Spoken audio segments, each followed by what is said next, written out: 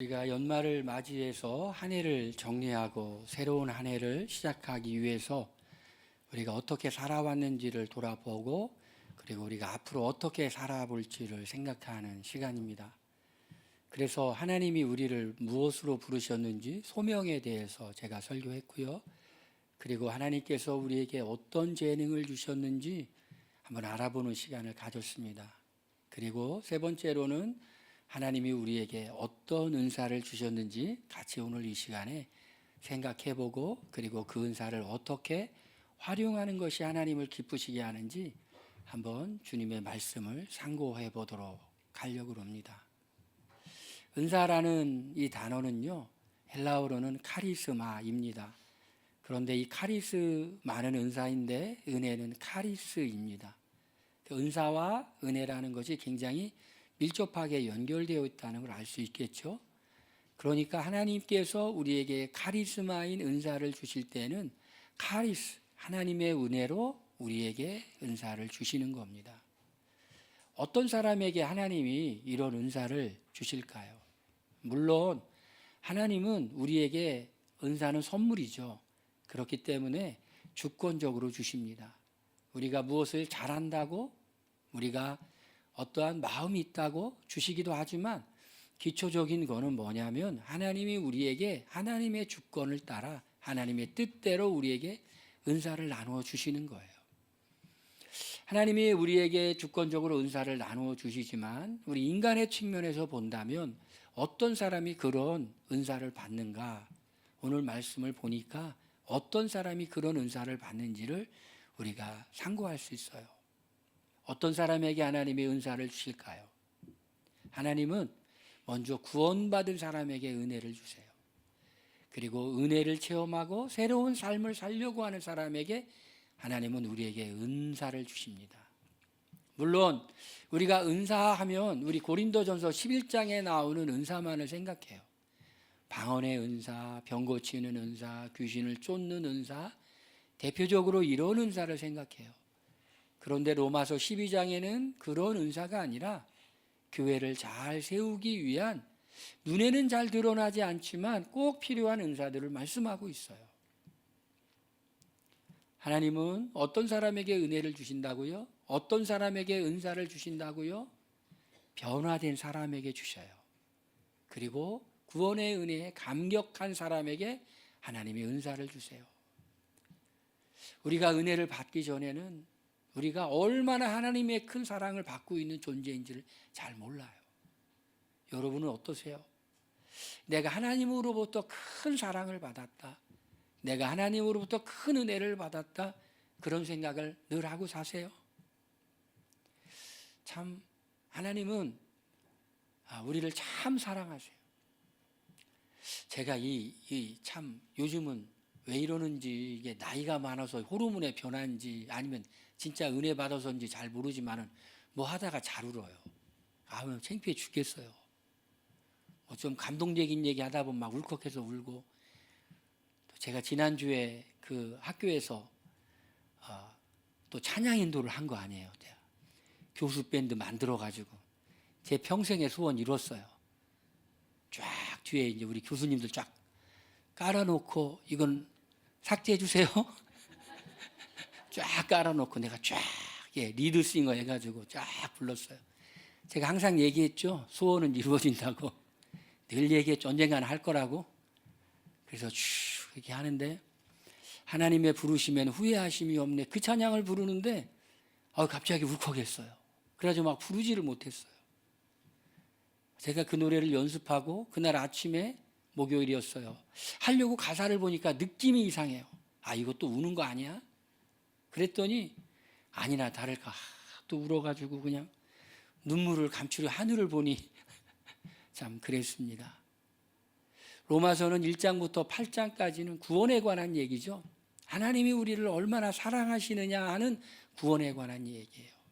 우리는 사랑받을 만한 자격이 없다고 성경은 얘기하고 있어요. 모든 사람이 죄를 범하였기 때문에 하나님의 영광에 이르지 못하는 그런 연약한 존재예요. 우리가 하나님 앞에서 내세울 게 아무것도 없어요. 자랑할 것도 없고 한 일도 없어요.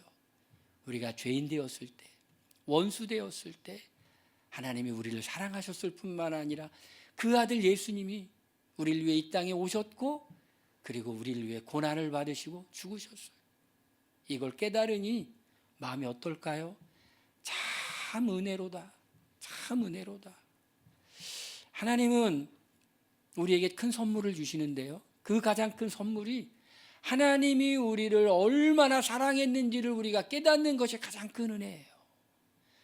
그걸 깨닫지 못할 때는 하나님이 내게 뭐 해준 거 있냐고, 하나님이 나한테 어째 이럴 수 있냐고, 하나님 어디 계신 거냐고 불평하고 원망하지만, 그러나 하나님이 얼마나 나를 사랑하시는지를 깨달았고 나면 그때는 하나님께 이렇게 고백해요. 나는 빚진 자입니다. 나는 사랑의 빚진 자예요. 내가 도대체 무엇을 한 것이 있기에, 내가 도대체 어떤 은혜를 받을 만한 자격이 있기에 하나님은 은혜를 주십니까? 아, 하나님의 은혜로 있을 데 없는 자, 주님이 날 사랑하시니 주님 감사합니다. 그런 찬양을 부르게 될 때 정말 입술이 아니라 심령을 울리고 부르게 되죠. 그런데 그걸 깨닫고 나니 이제는 새로운 삶을 살고 싶은 거예요.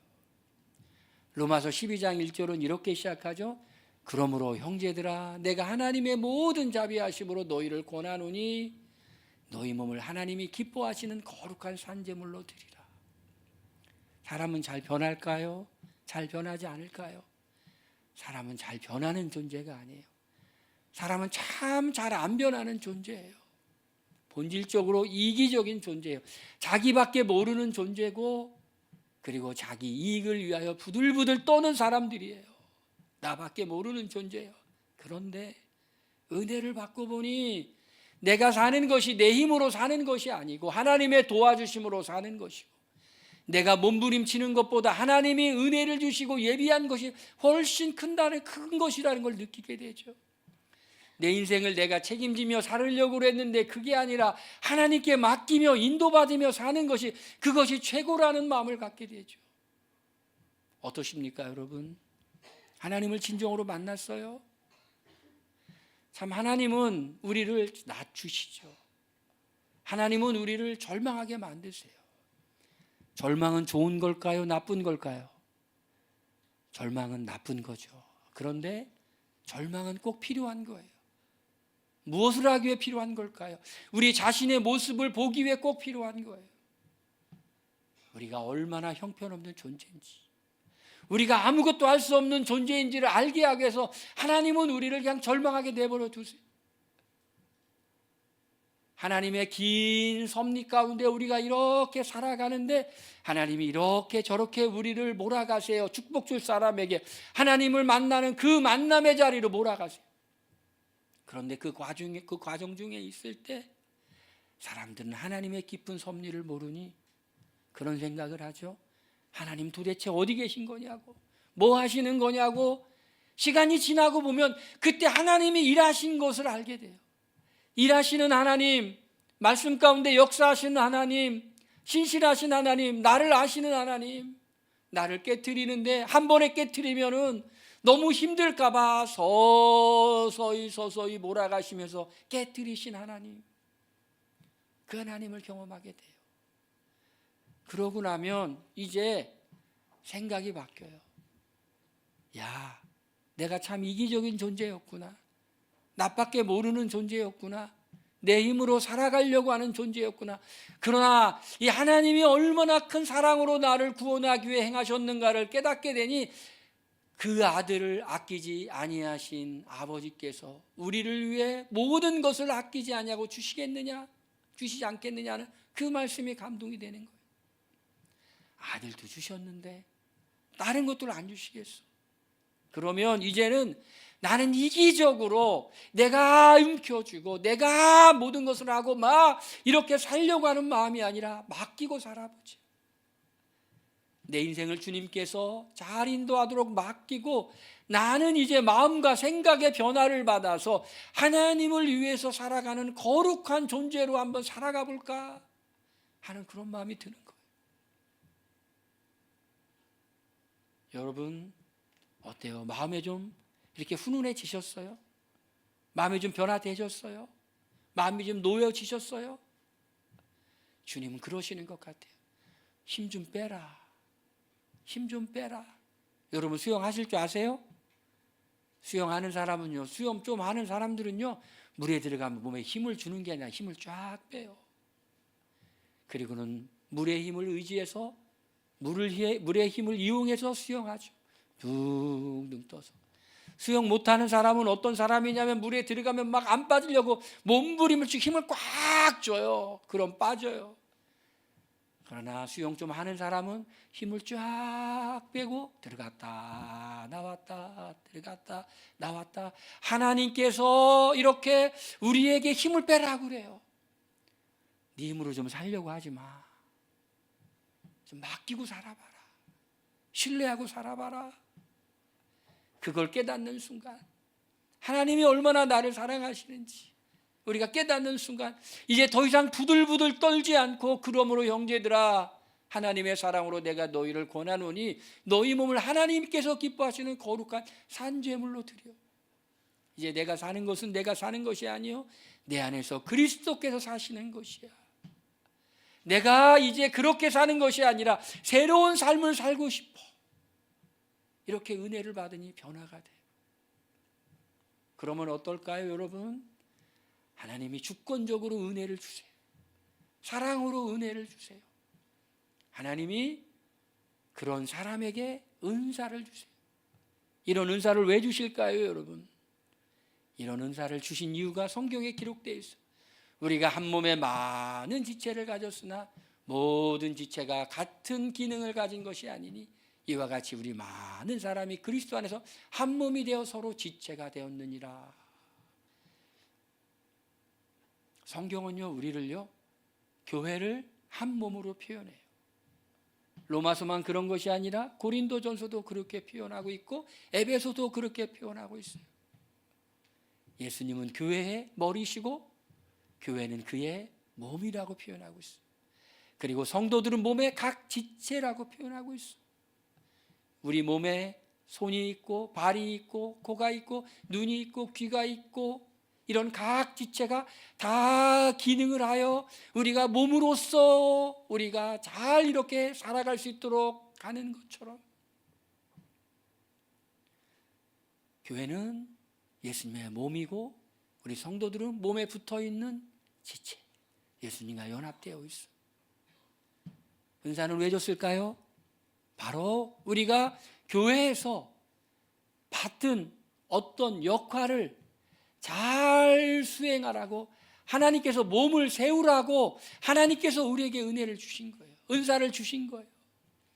그 은사를 받았다고 우리가 자랑하고 과시하고 그러는 것이 아니라 그 은사는 하나님께서 주셨기 때문에 그 은사를 가지고 교회를 세우는데 그 은사를 사용하라고 하나님이 우리를 주신 거예요. 이 세상이 아무리 힘들어도요, 소망이 있다면 교회에 소망이 있어. 미국에 1950년도에 40년 말 50년 초쯤에 개척한 고든 고스피 목사님이라는 분이 계세요. 원래 우리 침례교 목사님이었는데 이제 침례교를 떠나 초교파적으로 활동하셨어요. 2차 세계대전에 군목으로 참전했는데 그때 많은 크리스찬 젊은이들을 봤는데 그들의 정말 위급한 상황 속에서 그들의 신앙이 작동하지 않는 것을 보았어요. 야, 껍데기밖에 없는 신앙이구나. 내가 이제 교회를 개척하면 교회를 많은 사람에 모으는 교회가 아니라 세상에 영향력을 미치는 거룩한 교회를 만들어야 되겠다. 제가 그 책을 쭉 읽어봤더니 그 교회 교인 되기가 너무 어려워요. 하루에 매일 1시간 이상 기도하고 말씀 보는 일을 해야 돼요. 1년에 한 번 수련회에 꼭 참석해야 돼요.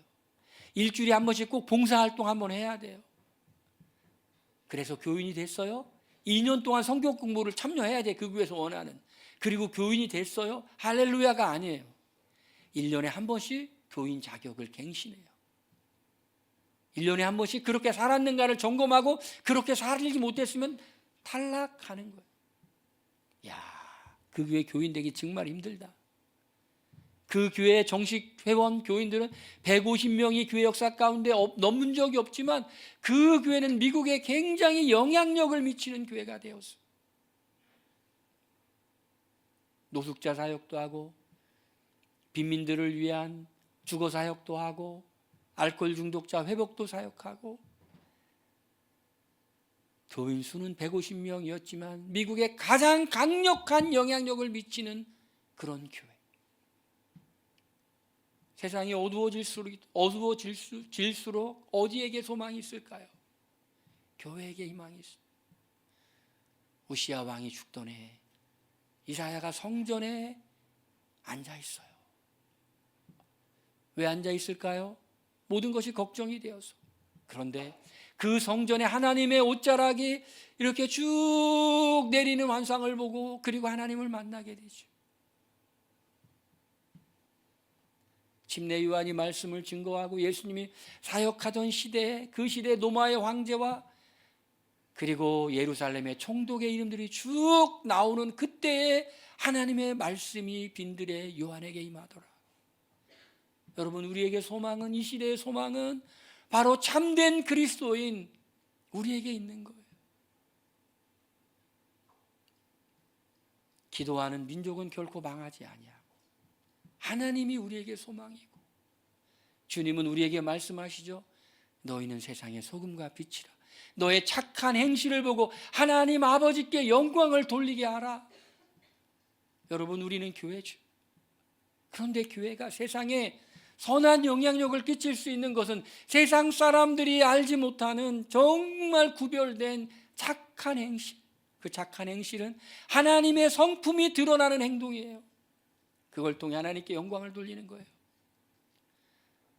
제가 토요일 날 교회를 왔더니 우리 교회 주차장이 널찍하면 얼마나 좋아요. 그렇지는 못하잖아요. 4석밖에 없잖아요.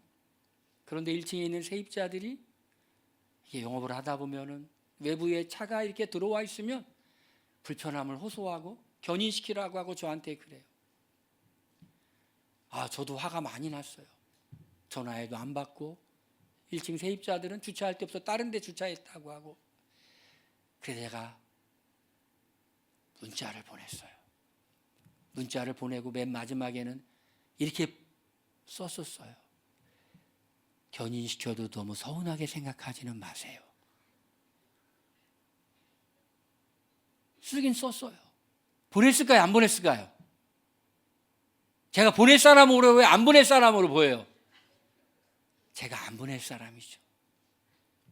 썼다가 그 부분은 지우고 대단히 죄송하지만 차 좀 빼달라고 그렇게 했음에도 불구하고 응답도 없고 전화도 안 받고 그러더라고요. 또 여기 있는 분들은 막 차를 딴 데 댔네, 그냥 돌아갔네, 이렇게 해서 편지를 썼어요. 제가 뭘 잘해요? 여러분 모르셨어요? 제가 뭘 잘해요? 편지 쓰기. 제가 글을 이렇게 조금 쓰잖아요. 제가 제 딸 결혼할 때 노래 작사도 했잖아요. 제가 어디 가서 부르면 사람들은 울어요. 기계는 안 울지만 눈물 불렀더니 막 남자가 막 울고 막 그래요. 여자들만 우는 게 아니라 불렀더니. 여러분 들으셨죠? 글을 썼어요. 주차장이 넓으면 함께 이용했으면 좋겠지만 부득이하게 주차장이 좁아서 이 건물의 관련하신 분들이 사용해야 돼요. 너그럽게 양해해 주시기 바랍니다. 그렇게 해가 편지를 써가지고 제가 꽂아놨더니 언젠가 없어졌더라고요. 싹 뺐더라고요. 참 넓으면 같이 썼으면 좋겠지만 우리도 사정이 있잖아요.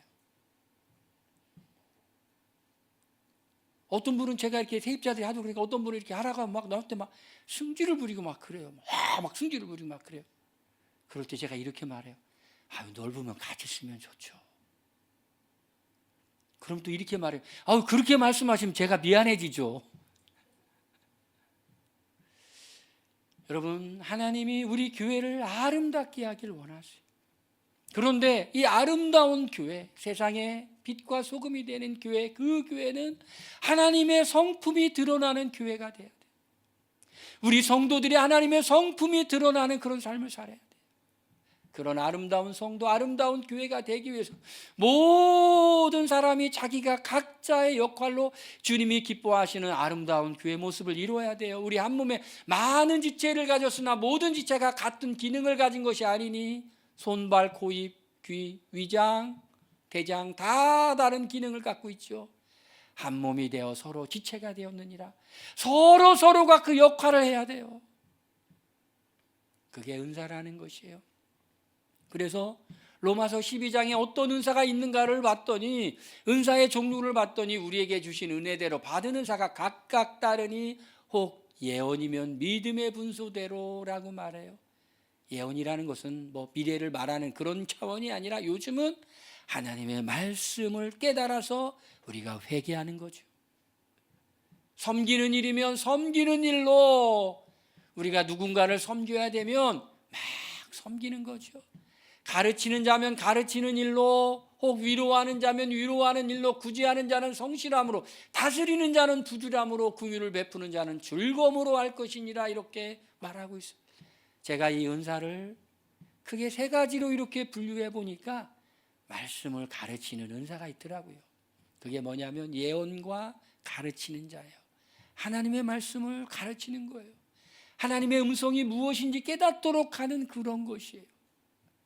분명히 제가 믿기는 이 안에 하나님의 말씀을 잘 깨달아서 하나님의 말씀을 잘 깨닫도록 가르치는 은사가 틀림없이 있을 거예요. 왜냐하면 하나님께서 각 지체의 역할을 다르게 우리에게 주셨으니까. 틀림없이 있어요. 어떤 은사는요, 섬기는 은사의 종류예요.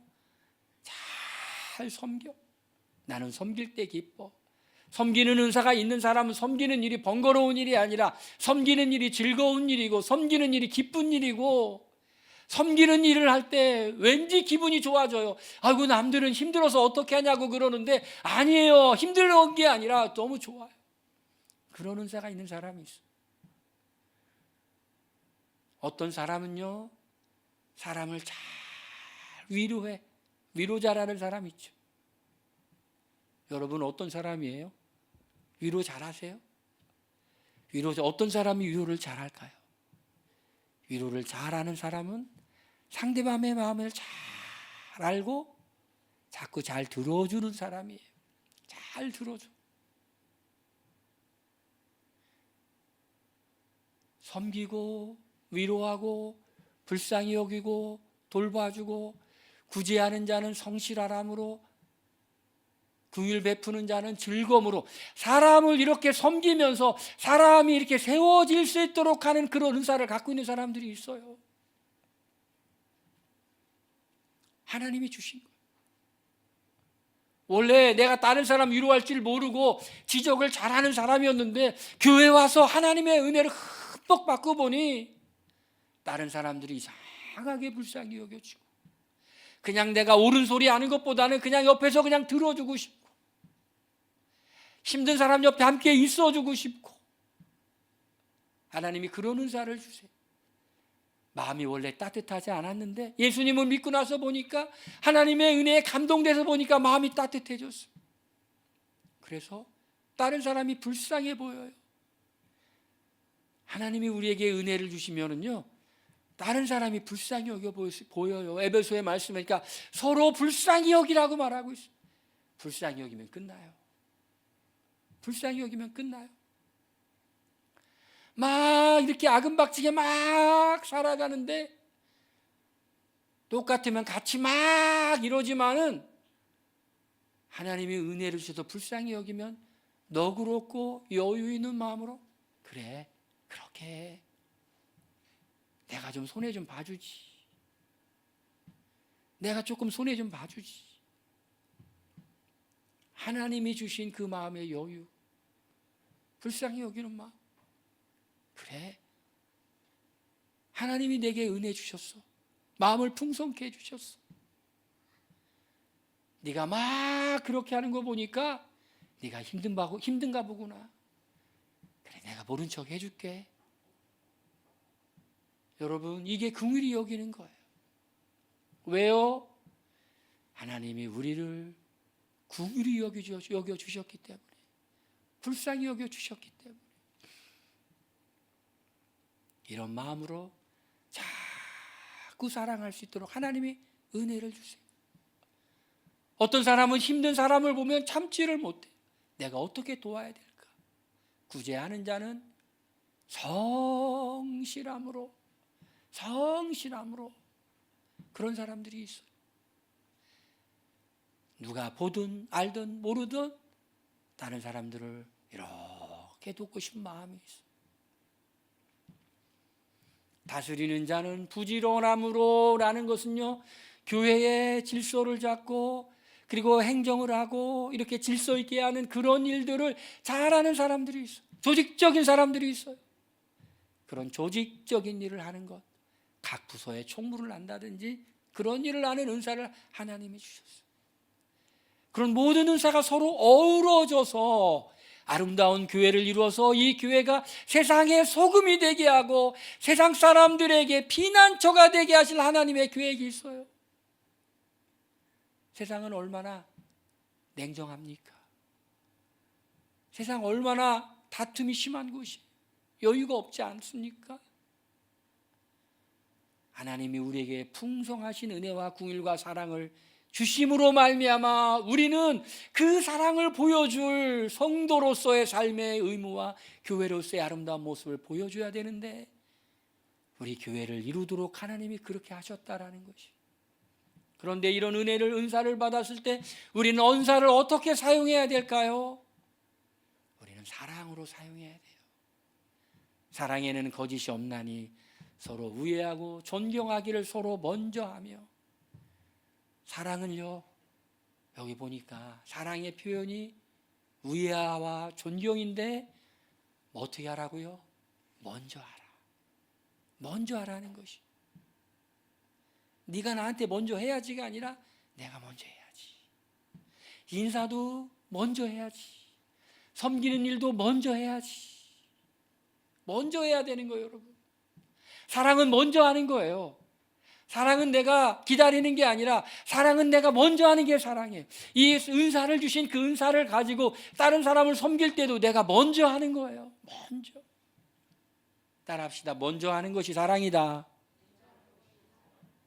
다른 사람을 섬기는데 먼저 하는 게 사랑이에요. 사랑으로 해야 되죠.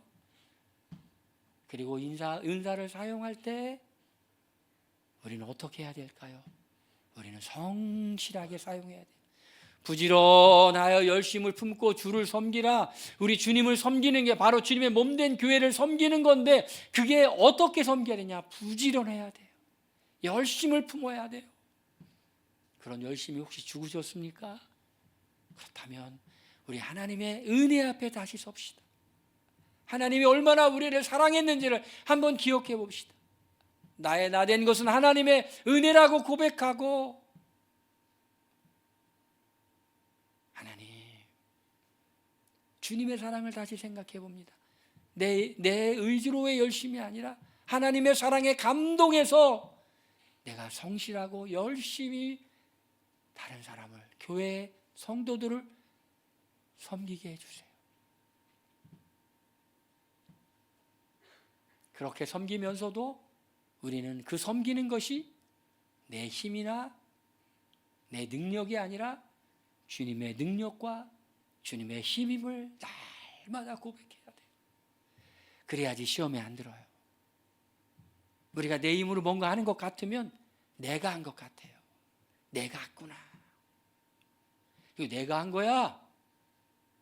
어떤 마음이 들까요? 마음이 높아지겠죠. 알아주길 바라겠죠.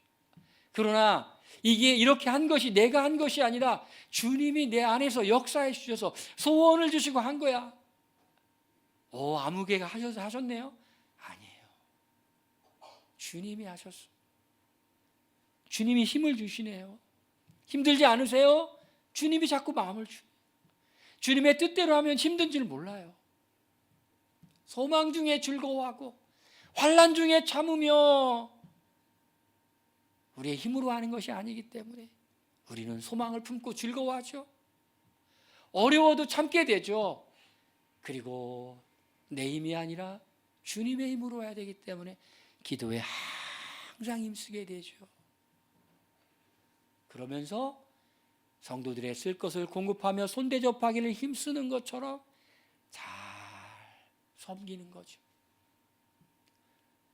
세상이 참 어렵고 참 냉정해지는 이 세상 가운데 저는 우리 교회가 따뜻한 화롯불 같은 그런 교회가 되었으면 좋겠어요. 따뜻한 난로 같은 교회가 되었으면 좋겠어요. 따뜻함을 느끼고 사랑을 느끼고 너무 좋아요. 나는 우리 교회가 너무 좋아요. 세상에서 없는 것이 있어요. 예수님의 사랑과 그 예수님의 사랑에 감동된 성도들이 있어요. 그렇게 고백하며 우리가 이 세상에서 아름다운 모습으로 살아가는 교회가 되기를 하나님 원하지 않으실까요? 그런 교회를 만들려고 여러분에게 하나님이 다 은사를 주신 거예요. 선물을 주신 거예요. 그거를 사용하기 시작할 때 여러분이 마음에 기쁨도 있고 소망도 있고 즐거움도 있을 줄로 믿습니다. 할렐루야. 우리 시간에 한번 함께 기도하겠습니다. 하나님이 내게 분명히 무언가 주셨어. 분명히 어떤 은사를 주셨어. 내 것이 아니에요. 주님이 주셨어. 그걸 깨닫게 하시고 그리고 그것을 사용하여 주님의 몸된 교회를 섬기고 세우게 해주세요. 우리 시간에 통성으로 기도합니다.